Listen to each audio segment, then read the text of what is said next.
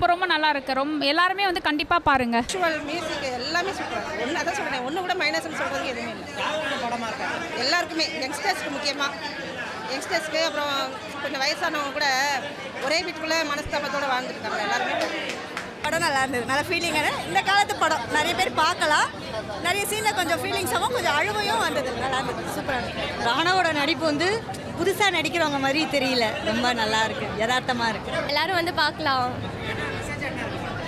இப்போ இருக்க ரிலேஷன்ஷிப் எப்படி இருக்கோ அதை தான் போர்ட்ரே பண்ணியிருக்காங்க. எல்லாருமே வந்து பார்க்குற மாதிரி தான் இருக்குது. படம் வந்து சூப்பர் சார். இந்த ஜென்ரேஷனுக்கு தேவையான சப்ஜெக்டை கொண்டு வந்திருக்காங்க.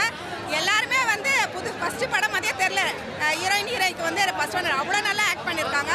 அப்படியே ரொம்ப சென்டிமெண்ட். அப்போ முதல் வந்து லவ் கொஞ்சம் அப்படி போச்சு, அது இன்ட்ரெஸ்டாக இருந்தது.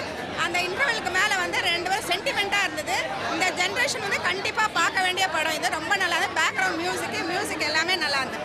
படம் ஆல் த பெஸ்ட், நல்லா இருக்கு. ஹீரோ ராணா தூள் கிளப்பிட்டார்.